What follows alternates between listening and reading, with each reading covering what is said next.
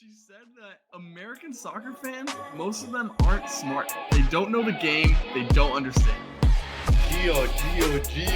That guy gazpacho. Forbes could take a lame gorilla, okay? Right, did you know that Arsenal is died? He's got me buzzing. Up the top, it's hard to up him anyway. I'm just not even gonna comment on that. Welcome back to Footy with the Boys.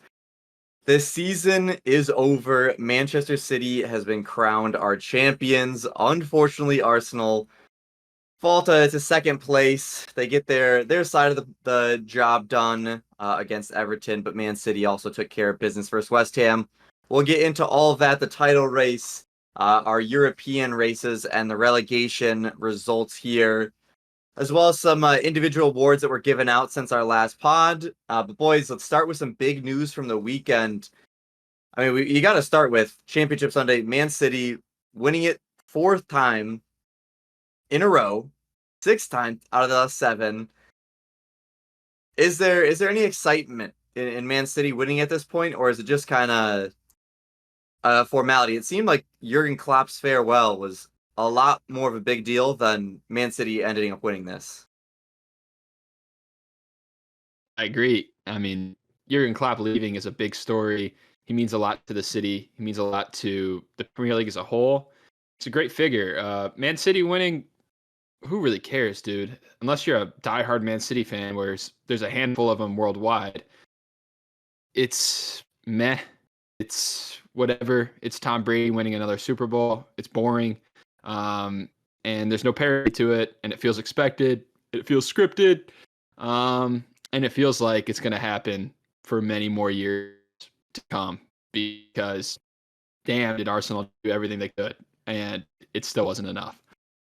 Yeah, I mean, I think we somewhat learned that lesson, that unless you have like one of the historically best seasons of all time, like Liverpool did, you're not winning a league title against this Manchester City team, because they have like 2 11s that could still win a league title. So we'll get more into, the games that did crown Man City as champion and Arsenal in that runners-up position. But boys, there's a lot of managers that are out or rumored to be out. Obviously, starting with Roberto De Zerbi, one that Fabrizio Romano didn't report.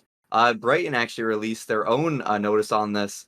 Brighton, I think, have had some bit of a beef with Fabrizio not getting the things correctly after the Cucurella transfer thing.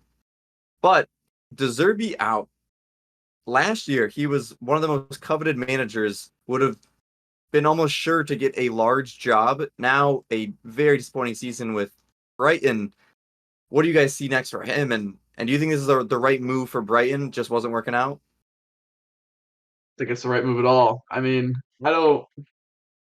this team got left with a lot less talent than what they've had the previous couple of years, which, I mean, they're a selling club. They've established themselves as that, and as a Premier League, mid-table club, which is a very hard thing to do in England. So, and it wasn't all De Zerbi, obviously. The board played a really, really big role in that. But usually when a club like them loses their manager in Potter, you see them like immediately tank and fighting for relegation once again. The fact that De Zerbi is able to arguably even exceed some of those heights that Potter reached was incredibly impressive. And I mean, I don't think Brighton's going to do better than him. You know what I mean? I didn't think they could do better than Potter. Maybe they did, maybe they didn't deserve it, but 3 times in a row feels like a lot. I trust Brighton's board. Obviously, they seem like they deserve that, but it feels like they keep striking lightning in a bottle, and like, how often can you really do that? So I don't really see the point of them not renewing his contract. It does feel like some of it was from his side as well, though, for sure. So maybe he can get a big job, but he said today, like, there's no other team right now. So it's a weird one. It's a weird story. Other people have saying like he turned down Bayern already. I don't think that's true, but it's a strange one for sure, and one to keep an eye out for this summer.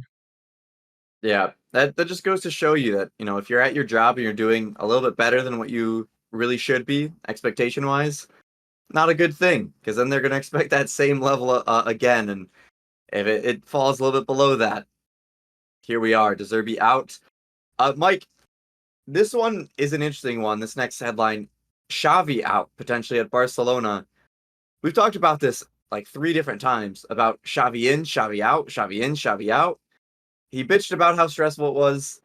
Then I guess he was begged to come back by Laporta. What's happening now in the Xavi saga? More rumors. Don't know how much of it is true. Hard to get a good source on any of it. But the basis of it is Joan Laporta and Deco, the president and the sporting director of Barcelona, neither of them show up to the Almeria match. And there's supposed to be some tensions with Xavi. They're disappointed, which I don't really know why. Not much could have changed since that decision to keep him was made. It's only been a few weeks. They're still in the same position in La Liga, and they've been done in Champions League. So I don't really know what has changed unless it's behind the scenes. But the rumors are now that Laporte is unhappy with him and is trying to push him out of the club, even though he was the one who was advocating for him to stay. So it's going to be one to watch. Love-hate, toxic relationship for sure. I mean, that is Barcelona in a nutshell right there. The next is a positive. Xavi is the drama. This is potentially some drama, but around something that maybe needs some switching up. VAR potentially being scrapped. Harry Maguire came out and said that he would prefer it if it was just for offsides, because that is just an objective thing. You're either offsides or you are not. Don't have it for all these judgment calls. That's where a lot of these outrages kind of come in.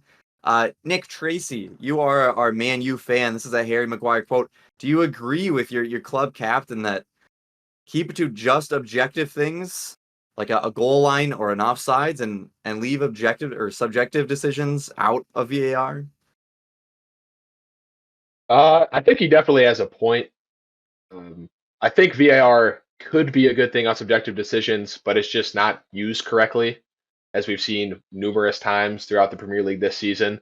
I mean, they've messed up offsides calls. You look at the Liverpool game earlier this season against Tottenham. You look at other individual circumstances. Like, they mess up the easy calls with VAR. So I think it's more so the way VAR is used and like bad communication between the people running VAR and the referees in the game. And I'm definitely not a big fan of slowing a foul down to like 10 times speed and then looking at it and be like, oh, it's a red card because it clearly looks like he's being dirty on this or he couldn't have got the ball. So I wouldn't mind seeing some more restrictions put on it, but at least some more agreement on how it's used and more certainty next season between the VAR refs and the refs on the field. Yeah. Mike, are you feeling the same? I saw you were caressing your mic. I thought maybe you had a take coming up. I was going to put that in the fucking timeline, dude. Caressing my mic for sure. We just have a lovely relationship. Just like the on-field refs and the VAR guys. They look out for each other. Yeah, we need to see some big changes. I think Nick's pretty correct here that the communication's bad, the inconsistency, the amount of times we see similar situations in different matches and they're called completely different. It's really problematic. Handballs, penalties, fouls that lead to goals. It's been all over the map this year. So consistency for sure. Maybe they need to institute something, like if there's a foul that's been called earlier in the season, take that into account and make that part of the process. I don't think they should do away with it completely because I think there is a place for it in the game, but restructuring needs to occur and training needs to occur. Yeah, I think that's the obvious thing, is that there has to be some bit of change, whether that's scrapping subjective calls or if it is just redefining what is clear and obvious. And if you're slowing it down, like Nick said, to 10 times slow speed and looking at a foul that way, if you're determining then, I would say it's probably not clear and obvious error. So I think just moving on from things a lot quicker, not deciding whether it's a foul or not. But boys, our Americans, McKennie and Weah, are now not going to have a manager, not the same manager at Juventus. Allegri is out. This comes after they won the Coppa Italia. So he wins a trophy and then mutual agreement to leave the club. So there was some bit of disagreement. Thiago Motta, the manager that was at Bologna that got them into the Champions League, will now is rumored to be linked to the job here. So if that happens, how big of a step up is that for Juventus? Because obviously Thiago Motta is doing quite a bit with less talent in terms of Juventus and Bologna, but also Allegri ball is somewhat terrorist ball. It's not fun to watch. You think Thiago Motta brings Juventus back to maybe their old ways? Not sure. It's a big leap, right? He's kind of an untested manager. Fantastic season with Bologna this year, with not that deep of a squad. I'm not familiar with most of the players there. So you would think if he's able to operate in Juventus, kind of coach how he wants to, how he has been with this kind of player pool, it should be successful. Allegri's been very disappointing. They've won one trophy in his second reign here, and that's a Coppa Italia. This is a team that was dominating Serie A for a long time, like Bayern was in Bundesliga, and they haven't been there. They haven't been the European powerhouse that we've known them to be for a decade or so. So something new is a good thing, and I think it's a good fit. We'll have to see, though. Yeah, we'll certainly see. And I don't think Thiago Motta will only be coveted by Juventus. There will be plenty of Definitely people not. after him, including their Italian counterpart, AC Milan. Also, just a note on the Italian league here. Napoli, the worst title defense in Italian history. They finished, I believe, in 9th place. I mean, that's not great for Napoli.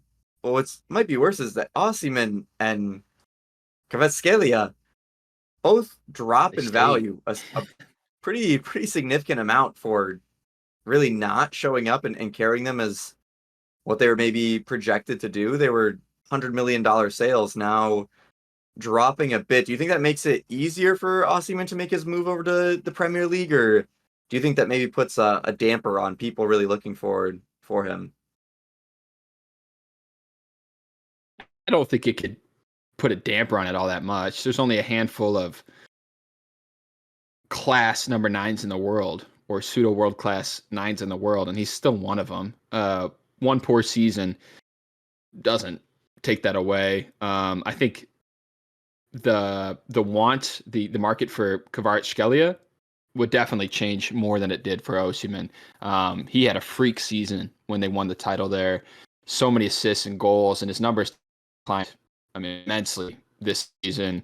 And his performances. He's being talked about with the ilks of Christian Pulisic now, when last year he was a world beater, linked to Madrid, linked to everybody. I think his market definitely hasn't dried up, but is smaller than it was. Osimhen, though, I still think he'll go for a crazy amount of money to a pretty big team. Yep. Chelsea, maybe would pay quite a bit here. We'll go into the Man City. We'll wait for Nico, our resident Arsenal fan, to get back from his technical issues. But Mike, we're good. We'll keep rolling, and if need be, I will move to Man City, West Ham. Mike, this one immediately just not going well for Arsenal fans. It was 2 minutes in, not even of the full 2 minutes before, Phil Foden had just a wonder strike into the top corner, beat Areola, and it was 1-0 to Man City. Goes on to make it 2-0, just Phil Foden. I thought it was almost over at that point. West Ham does get one goal back through a bicycle kick by Kudus that was insane. And then it's just Rodri. And it was inevitable in this one. It didn't seem like there was that much of a chance. Man City was down West Ham's throat the entire game. Is this just Man City taking business? It didn't look like any nerves here. Nah, it was dominance. No nerves at all. I mean, even when they conceded that piece of magic from Kudus, which it was a piece of magic, that could be goal of the season, right up there with Garnacho. Flicks it to himself and you anything better than that. But you're 100% right. This game seemed over from minute 2, from minute 130. I mean, Foden bangs it. That goal I've seen a few times this season. He's cutting across in his left, and he puts it top left. Nothing you could do about that. Premier League player of the season. And from there, you're like, how many is it going to be? It's not a matter if they're going to win. It's going to be how many goals. Haaland was off it today. He could have had a hat trick himself. Plenty of chances. But the real moment I knew this game was over was that second goal when I saw Gavardio get on the ball, dribble 3 dudes, dish it out wide, and then it slotted across for Foden. You got the magic man Gavardio pulling the strings and KDB running the channels. What is West Ham going to do? I think Nothing. the They second had I no knew answer. that Man City was going to win was Doku matched up against Kufal. Because that was just, that was abusive on that wing. That was terrible. That man just absolutely was. based him every single time. And that's with Foden, with Erling Haaland, with KDB elsewhere in the attack. It was tough to watch that one because I was rooting so much for our boy Nick and his potential championship with Arsenal, and yeah, it was not to be found at all for West Ham at all. Kudus did give us a wild bicycle kick, and he was dicing people up, but he was about the only one that really showed up for West Ham. There was a brief second where there was a handballed goal that was making it 3-2. 4 minutes left. I thought maybe we get a storybook ending, but not to be. We will go to a quick break and then be back with Nico, our Arsenal fan, This to fucking go guy. over the Arsenal side of all this. We'll be back in a second. And we're back with our resident Arsenal fan, Nico Valderrama. He tried to run from this. I understand. It's a tough day. Never. Yeah, technical issues, likely story. Yeah, likely story Never. over there. We know what happened. Nick, you guys did do just about everything you guys possibly could. In the year 2024, you have 16 wins in 18 games, only 1 draw and 1 loss. And it's still not enough to beat Manchester City. You guys finished second here, winning again versus Everton. Bring us through what you're thinking here. You guys did all you really could, but it went back to that Aston Villa draw. You said Man City was going perfect Lost. throughout, so there was no reason. And here we are. Listen, there's a bitter side of things and there's a very realistic side of things. The bitter side of things is like, why did it feel like everyone was against Arsenal, bro? Why? Do you guys remember that Villa lineup that played against Man City in the midweek, and then the Villa that like just absolutely played their hearts out against us? Give it, goddamn! Everton played their best game of the season today. Like, Hey, Jesus. listen. We What? balled. I don't get what was going on. There was, I don't want to say anything about Tottenham, but if they had tied, they could have actually done it, right? Didn't Villa get destroyed today? Got Ah, murdered. man. Yeah, I- that was a rough one. That was a rough one. Like you said, I was done after the Villa game. I'm not as depressed as I was after that game because I knew what was gonna happen. But I'd be a liar if I said after that Man U win last weekend. How you doing, Nick Tracy, by the way? I'd be a liar if I said I didn't like have some part of me that was really hoping that, not believing, but really hoping that something might happen, that magic in football exists. Uh, there might be magic in football, perhaps. Maybe that's what got Rodri's third goal in today. Jesus Christ, West Ham's keeper sucks. He had But a lot of other saves, bro. He was dude, trying. I can't believe that went in. The defending on Foden's second goal. Mike will get to the West Ham game, but listen, Already did. there's not enough magic Does he know? to cover up. Oh, never mind. There's not enough magic that could cover up 115 charges. And the excellence that Pep Guardiola has established over the past, 8 seasons now? He has won it 6 out of 8, 4 in a row. So, yeah, it's really sad. We had one more point than them in 2024. A bad Christmas week is what does us in this year. A bad result against Villa is what does us in this year. And that's it. Those are the margins. That's the standard they've set. So you have to understand that. Rumors Pep might leave after 2025. As a whole, was a season of disappointment. I don't know if you could say that, but it's definitely a disappointing end. I don't know. I don't really have big picture talk for us today. It sucks that we've had such our best ever year points wise and wins wise, and it still wasn't enough. So yeah, it definitely hurts. It definitely stings. I'm sure I'll be excited about next year soon, but right now, honestly, it just sucks. Yeah, no, it does just suck that Man City have a stranglehold on this league right now.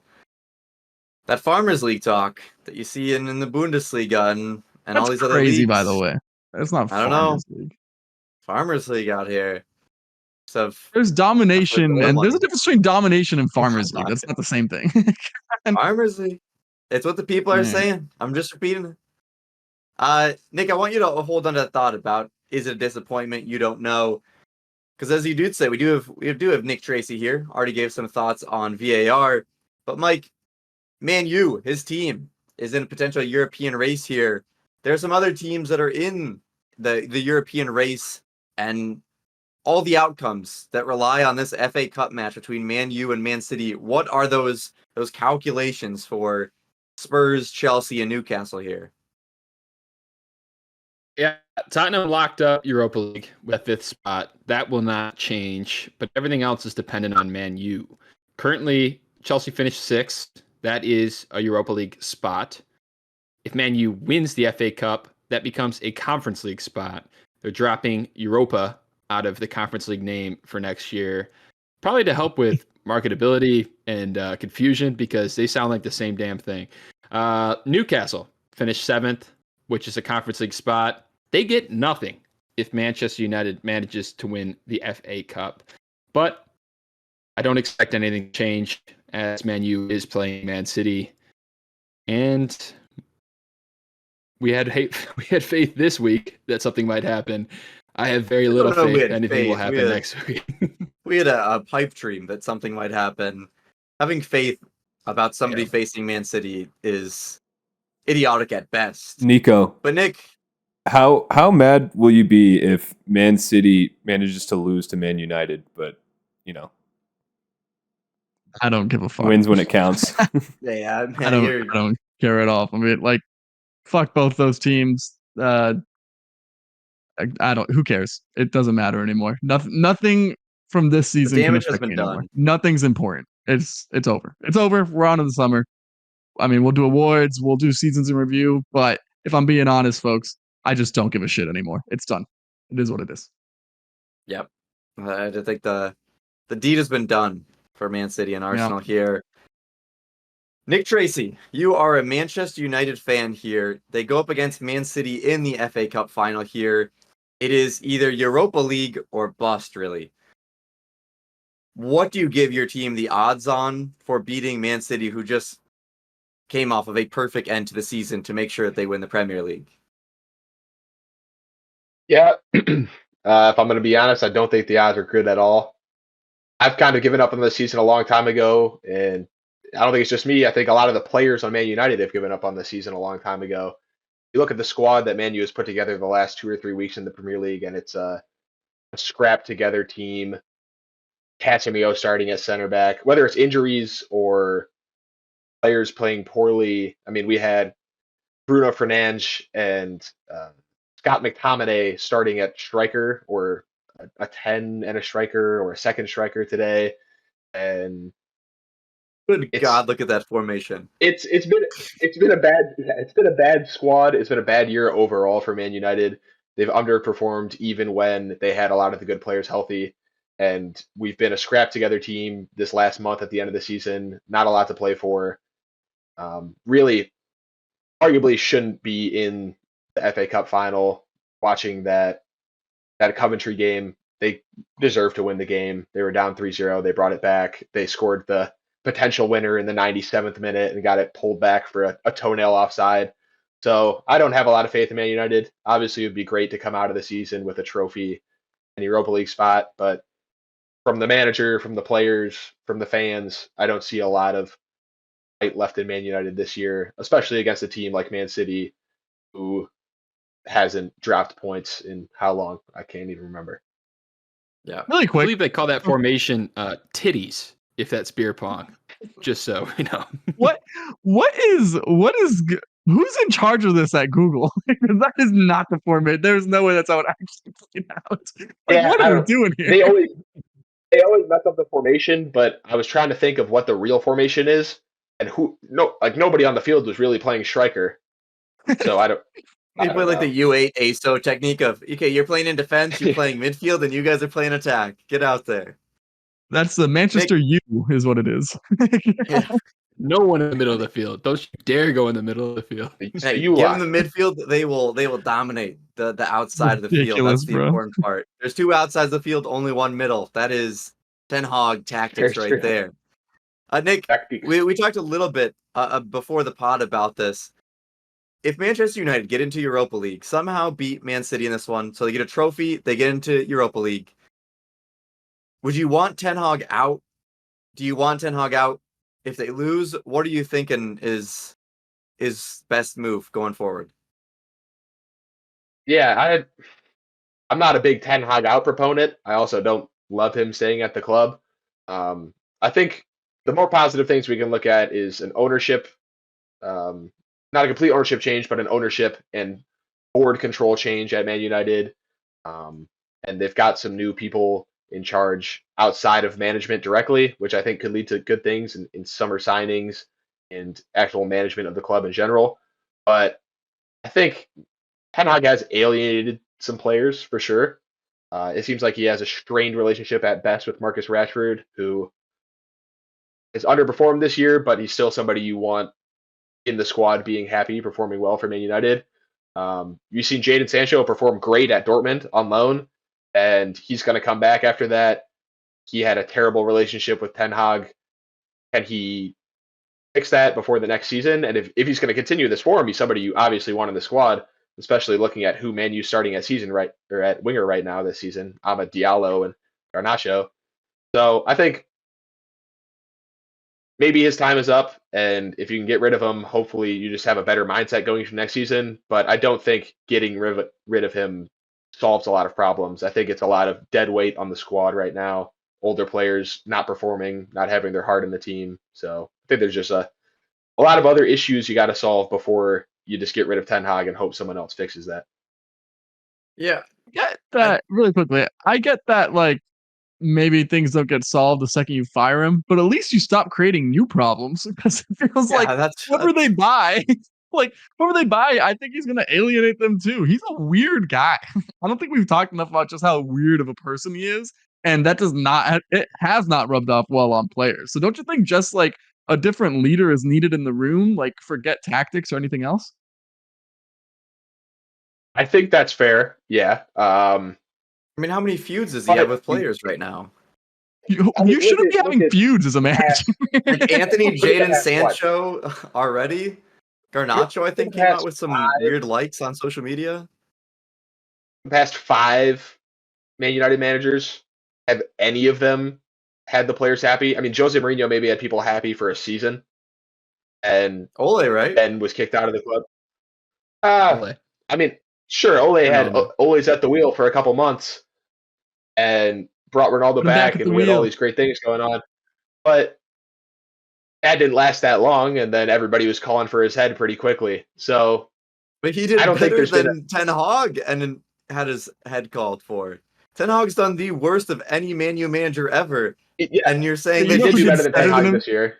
Everyone did better than Ten Hag. Yeah, there's not a single person that could have done worse. Last year, Ten Hag did better than any manager since Jose Mourinho last season.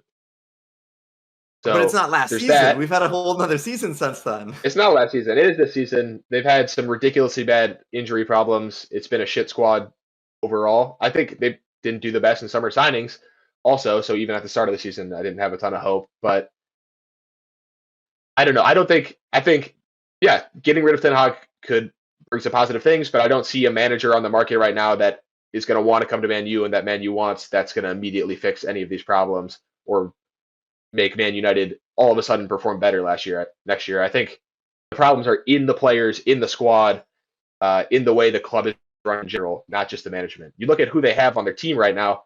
I mean, Casemiro shouldn't be anywhere near Premier League field right now with how he plays most games, and he's a starter putting him in almost every game. And who bought him? I mean, who are you going to play? Johnny Evans? There's not a healthy player to play at center back or center defensive mid right now that you can't put somebody other than Casemiro on the squad, unless you're putting like a 17-year-old from the academy. But so if I tell you right now, Nick, nobody's healthy. If the problem is players, he's brought in the Anthony, the $100 million signing that's ass. Jadon Sancho, he's brought in so many players that have not worked out. He brought in Wout Weghorst to Manchester United last year. I mean, his Amrabat, personnel Hoyland. decisions That was are part of the that was a reason. half season loan. I mean, still though, Yeah, for no, Manchester obviously, United, I don't think the signings have been good. I don't think the way he's handled it has been good. So yeah, what like I has he said, done good? I'm not a proponent. I'm not a proponent of Ten Hag staying at the club in particular. But I'm just saying, you get rid of Ten Hag. I think you've seen similar situations in the past where you get rid of him, he's the scapegoat, and then at the beginning of next season, it's like, oh, we got X manager starting the season, everything's going to be better, and then it's not. So I don't know if that's necessarily the solution. There's been a lot of situations where you have to give a manager time in the Premier League, and you see it turn out better. I don't know if Ten Hag's one of those guys, but I still think he potentially could be. I don't know. So right now, if I said you can start next season with Ten Hag or De Zerbi, what are you saying? I think Roberto De Zerbi is a great manager, and yeah, I'd probably take De Zerbi over Ten Hag. Well, there's Who's the to say name. De Zerbi He's wants out. Man United? Who's to say he I mean, wants he Man doesn't have a United? I mean, job. I don't know what that whole situation is. So Yeah, but from what I saw about De Zerbi leaving Brighton, it was mostly De Zerbi leaving Brighton, not Brighton getting rid of De Zerbi. And so maybe he has something lined up that he hasn't told somebody about. Juventus job is open. The AC Milan's job is open. Both of those clubs look a lot more appealing, I would think, to a manager of that stature than Man United does right now, minus maybe the name. So I don't know but that is a big if they part. can Is get you a have good, if the they can get name. somebody like a Roberto, if they can get somebody like a Roberto De Zerbi, sure, bring him in. But if they're getting somebody like another Eric Ten Hag, might as well just keep Eric Ten Hag. I mean, Ollie Glasner? yeah, I don't know. I don't think Ole Glasner is going to leave Crystal Palace He's after staying put, baby. what, What's 15 that? games. Sean Deitch. I He's mean, also managed 15 games, or if that. I don't even know. I don't think he's managed that much. he's And managed 15 better games than Eric Ten Hag this season. But still a chance for them to make it to the Europa League. So we'll certainly see. I would imagine that the new management might want to just cut ties with Eric Ten Hag and move forward because of some of the player relationships there. But boys, we'll go straight to the relegation race. It was over already. Essentially, you needed some type of historic result for both Luton and Nottingham for them to flop spots there. Nottingham came out with a win. Luton lose again. So the three teams that got promoted last season from the championship are now getting relegated. Is it? Obviously, we don't know if Leeds is coming back up or if it's going to be West Brom in that playoff. But is it just a game of kind of seesawing with the championship? Not Do you West think Brom. that's going to be happening? Huh? Southampton, West Brom. Oh, I thought. Oh, my bad then. Southampton and Leeds in the final there. Is this going to be a game of kind of seesawing between the championship and the Premier League with how much money is getting invested now?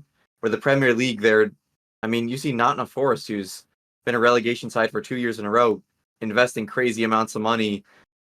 I mean, every team is really investing crazy amounts of money, and they just keep going up and down.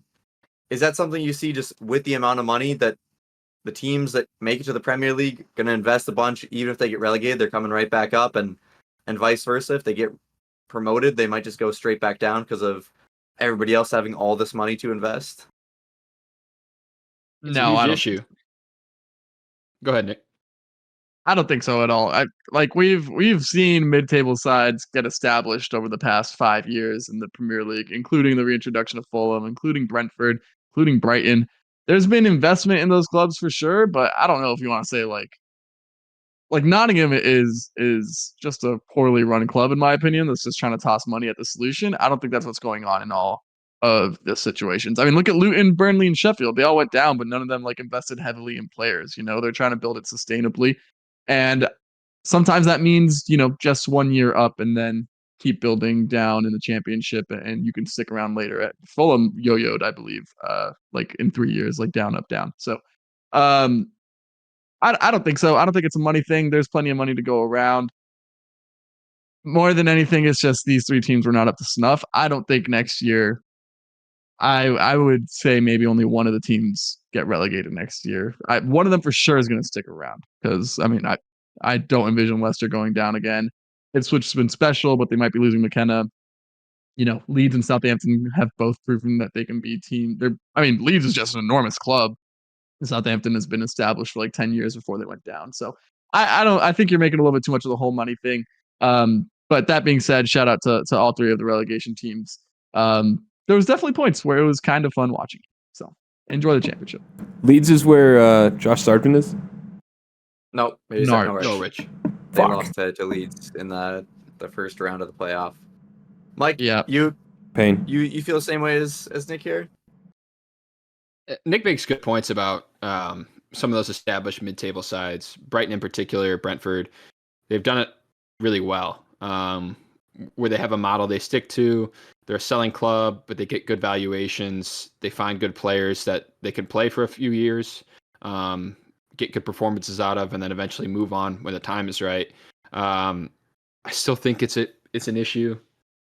The difference in money between the Premier League and the Championship, especially if it's a smaller team getting promoted, like a Luton, doesn't seem like they really have a fair chance. They had a decent amount of investment, even found some, diamond in the rough players, Ross Barkley in particular, where that dude really performed, and it still wasn't enough.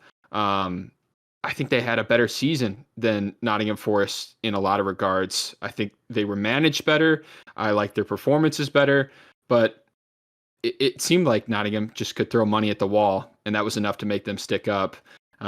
Could be an over-exaggeration, and maybe it's not as big of a problem as it looked like with 3 teams going up and then right back down. But there's a gap. It's a definite gap. I think one team will stay up, but teams will probably go right back down next year. Yeah, look at this. It's Ipswich that's not going to have the crazy amount of investment. Leicester and Leeds obviously just in the Premier League the year before. So if they get promoted, they do have that crazy amount of money. And that's kind of what you're seeing with a Luton Town is they don't have the crazy amount of money. So they didn't really have the greatest odds to have any type of stay in the Premier League because everybody else financially was so far above. We do see a Leicester, a Leeds, maybe a Southampton getting promoted. They do have that money. Is it just teams that are going to be able to have the money are going to be the only ones that have any shot at staying in the Premier League? Nick Tracy? I think they have a better shot. Yeah. Especially a team like Leicester, you look at them. I think they're one of the strongest squads I've ever seen get relegated.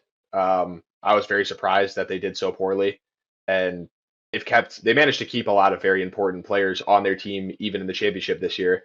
They lost some big guys. They lost Yuri Tielemans, but they kept some very good players, and they managed to come back up pretty easily. So I think, yeah, those bigger name teams obviously have more investment behind them, and they have a better chance to stay up. But the other teams still have a fighting chance. They get so much money from the TV rights and other sponsorships coming into the Premier League that they have a chance to build something on their own. But as we saw this season, the gap might be getting bigger between the big clubs and the smaller clubs at the bottom, and it might just continue to be harder and harder for a team to stay up with other outside investments going to the bigger squads with more fans and more notoriety behind their names. Yeah, the more investment in the Premier League, the more it turns into some type of a Super League where you do have just a group of crazy invested teams with all the best players. Even Burnley in the Championship, they absolutely dominated, played amazing football. They get to the Premier League and they're now getting relegated, and there wasn't really much of a time that you thought they wouldn't. There was maybe like a week where you thought maybe they could pull something off to get back out of that relegation zone. But it's because they just simply don't have the players. They don't have the investment, so I don't, Nick, dude. Yeah, you're going too much about this money thing. It was 1 year where these 3 teams go down. Let's give it a little bit more time. Like Super League talk about the Premier League none of them even made it to the Final Four in the Champions just League. money spent wise. The Premier League is lapping every single league by like a very large margin in terms of money spent. They gotta spend a lot of money, but that doesn't guarantee anything. Like it barely got Nottingham like safety. I'm just saying money The wise. Ipswiches aren't. The spending is Ipswich crazy. isn't dead right away next year. Let's see what they're able to do. Let's see who they're able to keep. Let's see if they're able to bring someone in. Luton's case especially is such a. They had to rebuild their stadium essentially to get it up to standards in like 2 months. Yeah. Like this is not the. It's always been an uphill battle for a promoted team to stay up. It's always been that way, money or not. So I don't think that gap has grown any worse. It's just the crop this year wasn't that great. I think next year they're going to be better. Burnley Alright, tried to we play I would too say, beautiful though- of football. They should have played Early Burnley on. ball, and they would have stayed up. Yeah. Maybe, probably not. I mean, you see some of these teams though that you can tell the investment's very important. Like Newcastle was a yo-yoing up and down team for a long time. They were in one of the worst periods of the club's history, and then they get a Saudi investment, and now they're challenging for Champions League 2 years in a row. Same with you look at Aston Villa. Aston Villa was a relegation side very often, going up and down between the Premier League, and now they're in the Champions League spot next year. Now they got billionaire owners. So I think like these bigger name clubs are more likely to get the billionaire investors that will catapult them to a Premier League staple than somebody like a Luton though, or a Sheffield United. Burnley's got JJ Watt. As a part of That is true. That is true. They got JJ, Vincent bro. Company at the wheel. that. Leeds JJ have Will Watt's gonna Ferrell. need to go back to the NFL if he wants the same type of money there. He's gonna need to be suiting up for another season to get another transfer in for them. We'll move to our individual awards. Erling Haaland won the Golden Boot again, 27 goals. There was a point in time That's that right. Cole Palmer was going to get close to this one, and Erling Haaland just ran away with it in the final few games here. No surprises there. Ollie Watkins won the Playmaker Award, 13 assists. Cole Palmer, again second, with 11. Which then leads us to our Player of the Year. And we did mention one name for both of these in second place. He is not that. He is the young Player of the Year, is Cole Palmer. The Player of the Year is the man who scored a brace today for Manchester City, Phil Foden. Nico, I know you're not necessarily the hugest on Phil Foden. What do you think of him winning Player of the Season? Yeah, I think it's undeserved. I don't think he's the guy who deserved it. I think if you're looking at the most important player for Man City, then you give it to Rodri if that's the route you want to go with. If you're looking purely at stats and you still want a Man City guy, then I think you go with Haaland. If you're looking purely at stats in general, then I think you go with Cole Palmer. I think if you're looking at importance to their team, I think you have to go with Saka. So I don't know. I think he got it. He's been getting a lot of hype. I think Guardiola kind of helped grow this story. I'm not saying he's bad by any means. I just don't think he was the most deserving man. That being said, I was prepared to be much more critical of this. A brace in the title deciding game is pretty impressive. So that helps his case a bit. Yeah, it does help. Now it feels like a lot of his stuff comes in bunches and he ghosts a lot, which if you think about it, is just scary because if he gets more consistent, like there are still levels for him to grow in his game. It just feels too early. It feels a little forced to be giving him Player of the Season this year in particular. But I mean, 27 goals and assists on the championship squad. Guardiola keeps saying he's the best player in the world. You can't hate on it that much, I don't think. Yeah, Nick, Tracy, do you feel the same way with that with Phil Foden? I know I was a bit surprised when I saw that he was named the Player of the Season. Do you think it's maybe a little early, or who other would you give it to? I think he deserved it this season. I don't mind the Rodri shout. I think that's always a good choice. You can see just based on the win rate that he doesn't lose when he plays in Man City, and he's the anchor of that team. So I think maybe you could have given it to him. I like Phil Foden over Haaland. I think he's been a consistent player in Man City this year, and Haaland had a little injury bout. He put away 27 goals. You can't really say too many bad things about him. But he got the Golden Boot. He's a goal scoring machine. I think if you're going to give it to somebody on City, they won the title. Foden is as good as anybody, him or Rodri. Obviously, you could look at other people. Cole Palmer maybe deserved it with his incredible season, but pretty bad season for Chelsea overall. So I think generally they give the award to somebody who's on a title winning or title contending side. And so it was always going to go to somebody on Man City or Arsenal. And so I think, sure, Phil Foden deserves it this year. He had a great season. Is it really, Mike, just Phil Foden had a pretty good season and Kevin De Bruyne was injured for half of it. Erling Haaland had kind of a cold streak. And then Rodri, I mean, he did have some suspension injury games. Is it just that Phil Foden was best ability is availability and played well when he was? Sure, maybe. It's bullshit, though. I mean, they obviously didn't watch Everton play this year. There's no love for goalkeepers. Jordan Pickford, 8 points deducted. Man's just facing shot after shot, holding it down between the sticks. They should just watch some smaller teams. A dark horse here, I actually would have liked to see Ollie Watkins. Maybe Aston Villa couldn't get a player in there because they finished fourth. But that type of impact that he had, that amount of assists and goals from a more key player, that's a real season. And I think he should have had a real shout at it. Not mad at Foden. I didn't think there was someone who clearly deserved it this year, as with Haaland last year. But I would have liked to see Ollie Watkins get a little bit more love.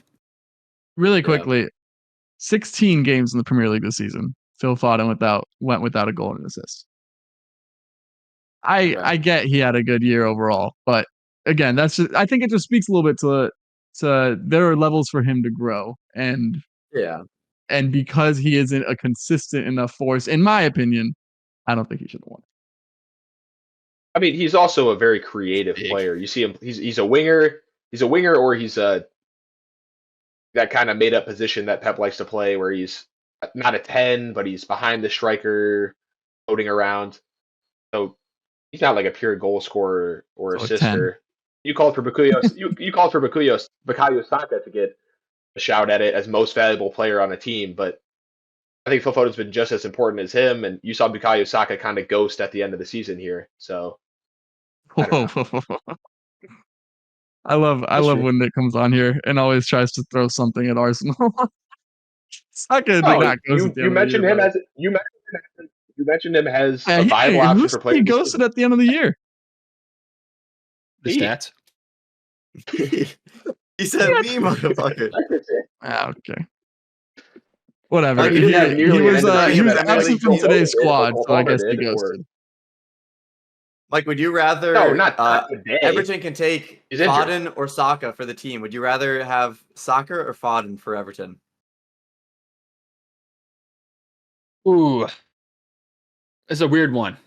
I'm a lover of Foden, but Saka for Everton because we need wingers who work hard on defense, and Saka will put in the shift.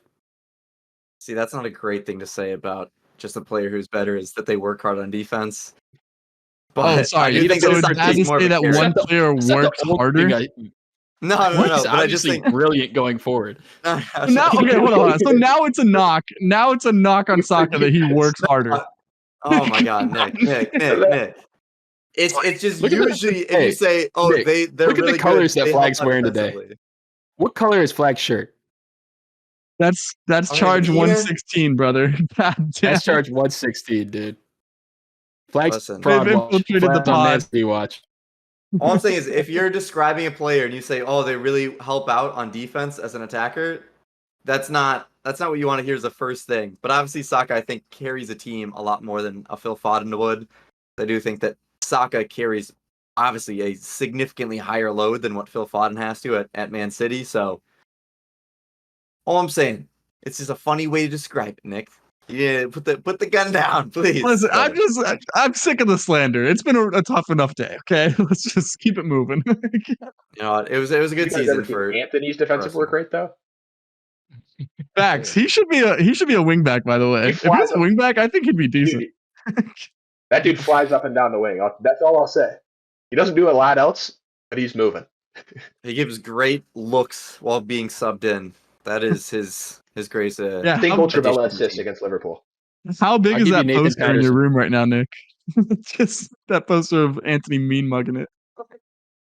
The full body cutout of Anthony in the corner of my room. Yeah. fathead on the ceiling. He can look Yeah, at it while dude, he that Yeah. sleeps. full cutout is 4'7". It actually spins Spins the around. cardboard cutout. It's on Yeah. a. You know, we need to lay off Anthony. He gets bullied enough as is. I think so. I think we need to keep putting the pressure on Anthony. He He should got get he bullied cost on that. $100 million, brother. We can't lay off Anthony. the Hey, bullying he's trying level hard, man. He's trying needs to be hard. high. I always Is give he? him that. I don't know. Yeah. He tries hard. I just don't think he has the ability. He's just not there. Just yeah. We move from Anthony to our U.S. men's national team corner. Tomorrow, we will have our Copa America, not our Copa America roster, but our preliminary roster for who will be Preliminary. playing against Colombia and Brazil in those friendlies, which will most likely just be that Copa America roster with maybe one or two different names.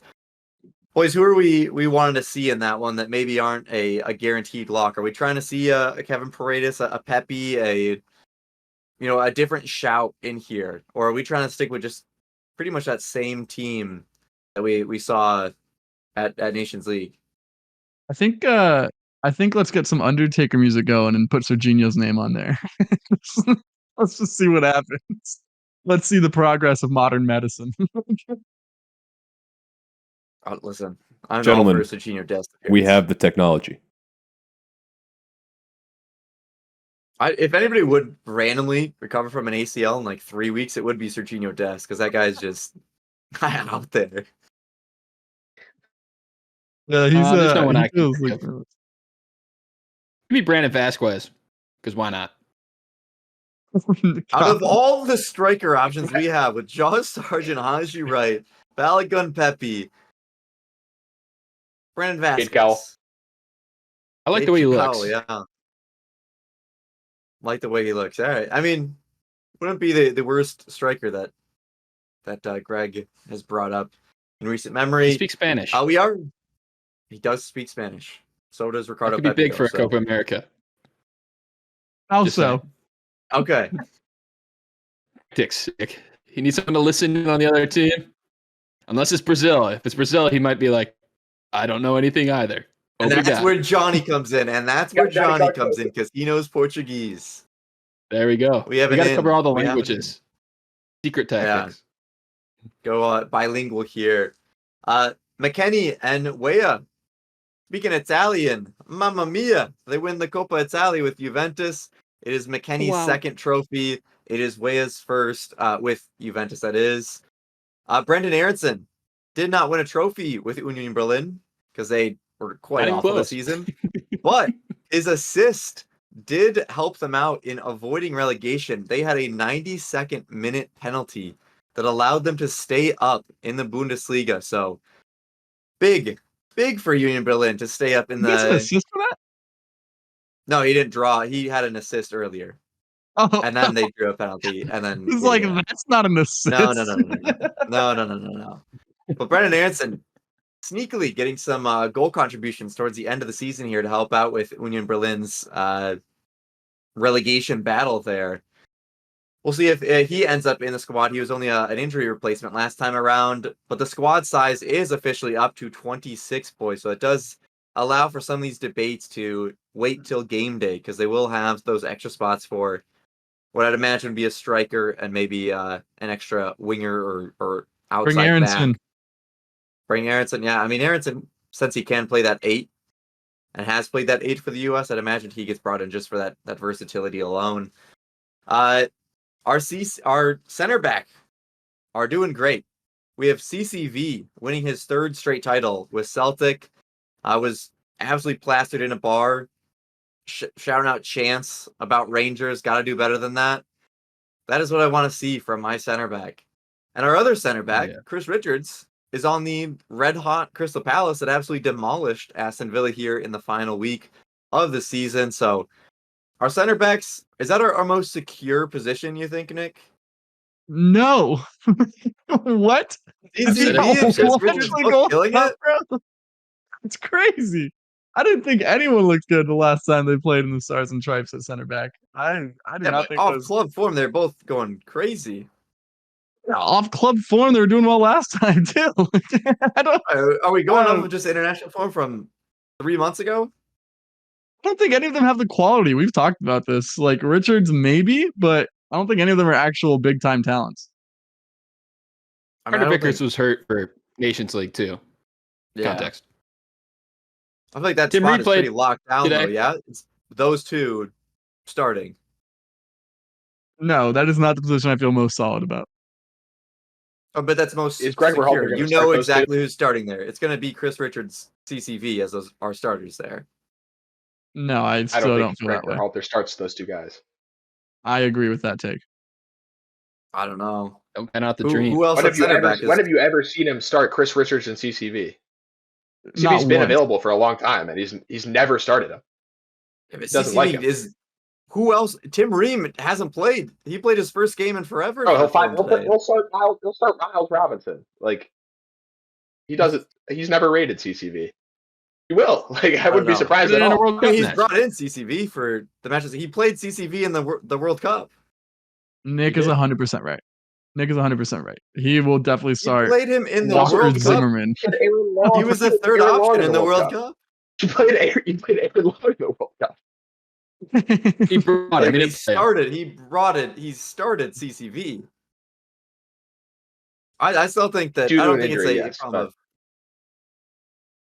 Yeah, I think Greg Berhalter does throw some wrinkles into what maybe should be sure, but I don't think he Wrinkles. is That's a against. funny word. Is that what we're going to call it? Wrinkles? He just throws some I wrinkles agree into with the your line. take, Flags. Center back. I think stacked. Guardiola throws Let's just wrinkles put it in. I out think Berhalter tosses like shit at a wall. He's like, what's going to stick? He's Planet of the Apes Wait. throwing shit at the wall and see what happens. But he's no Caesar, I'll tell you that much. Do we We'll maybe move see a to Timmy Weah actually- right back? I would Should. not be opposed to Timmy Weah right back. I'd be okay with a little sauce from Weah up and down the wing.